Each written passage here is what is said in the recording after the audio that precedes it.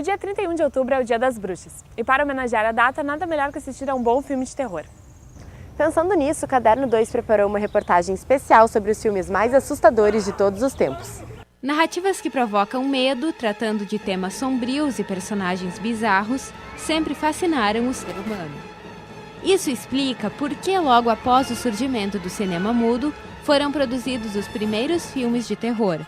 Caso de Dr. Jekyll, obra do cinema mudo. A consolidação do gênero de horror, porém, só aconteceria na década de 20, após receber influências do expressionismo alemão, oriundas de filmes como O Consultório do Dr. Caligari. Este filme, de Robert Wiene, apresentou elementos que acompanhariam muitas obras posteriores de suspense e terror. E o primeiro filme de vampiros foi produzido ali, na Alemanha. Nosferatu inspirou inúmeras obras posteriores. Mas foi quando Hollywood começou a produzir filmes de horror que estas obras se popularizaram mundialmente. Em 1931, a Universal Studios produziu Drácula, de Todd Browning. Seu grande sucesso fomentou a produção de outras obras do gênero, como Frankenstein e O Homem Invisível.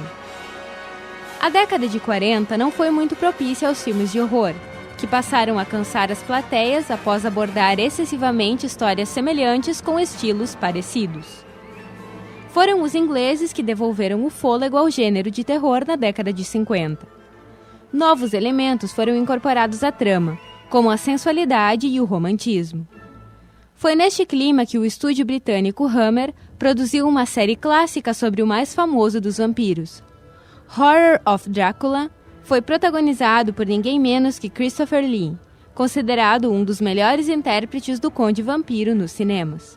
Nos anos 60, a genialidade de um americano influenciaria os filmes de terror e principalmente de suspense. Estamos falando de Alfred Hitchcock, precursor do terror psicológico no cinema. Em suas histórias, o verdadeiro monstro é o ser humano. As cenas de tensão e pânico de Psicose e Os Pássaros ainda hoje instigam e conquistam espectadores. Um cineasta que acompanhou a linha de terror psicológico dos anos 60 foi Roman Polanski. Em O Bebê de Rosemary, as cenas grotescas são raras. O horror é transmitido através dos temores da personagem principal, interpretada por Mia Farrow, que acredita ter concebido um filho do demônio. Isso já é mais que suficiente para criar uma atmosfera totalmente desconfortável. No mesmo ano, em 1968, um dos subgêneros preferidos entre os filmes de terror ganhou vida. A Noite dos Mortos-Vivos foi o precursor dos filmes de zumbis famintos, por carne humana. Na década de 70, foi a vez de personagens aparentemente inocentes que se revelaram verdadeiros demônios invadirem a tela grande. Em O Exorcista, de William Friedkin, não há quem não fique atormentado ao ver a linda menina Regan ser possuída por um espírito maligno e realizar as mais constrangedoras blasfêmias. Algo semelhante ocorre em A Profecia, de Richard Donner.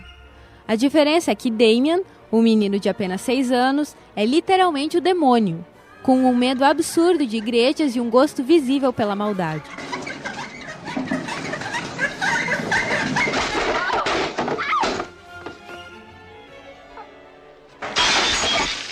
Outra jovem de meter medo é Carrie, uma garota estranha e vítima de bullying na escola, que mostra-se capaz de cometer horripilantes atrocidades. Carrie, a Estranha, foi baseado num livro de Stephen King, um dos maiores autores de histórias de terror. Seus livros inspiraram diversos filmes de terror, como 2 avassaladores sucessos da década de 80. O Iluminado, dirigido por Stanley Kubrick, se passa em um imenso hotel aparentemente vazio, que se revela uma fábrica de horrores. O filme assusta ao combinar um enredo instigante a uma estética quase surrealista. A Coisa foi outro livro de King adaptado para o cinema nos anos 80. E como em Poltergeist, nesse filme os palhaços não têm nada de engraçado. E por falar em palhaços, em 1988 foi lançado o primeiro filme de Chuck, o boneco assassino. As décadas seguintes apresentaram mesclas dos elementos presentes nos filmes de terror clássicos. Em 1991, o terror psicológico imperou em O Silêncio dos Inocentes, com Anthony Hopkins no papel de um inteligentíssimo e doentio psiquiatra. E o ser humano continuou sendo vilão doentio na série de suspense Pânico, que conquistou o público jovem.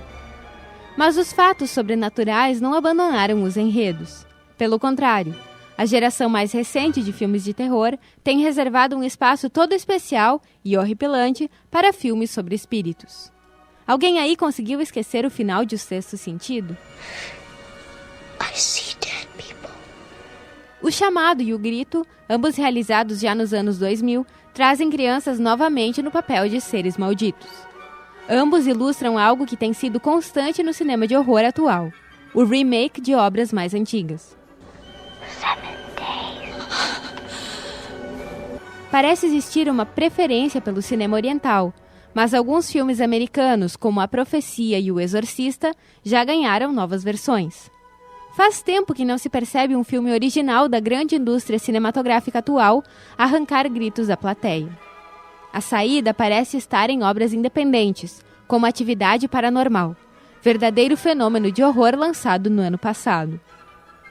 Originais ou remakes, comerciais ou independentes, não importa. Os personagens de horror continuarão a povoar a tela do cinema. Afinal de contas, a existência de lendas de horror desde o início da civilização humana comprova que é de nossa natureza gostar de assustar e de ser assustado.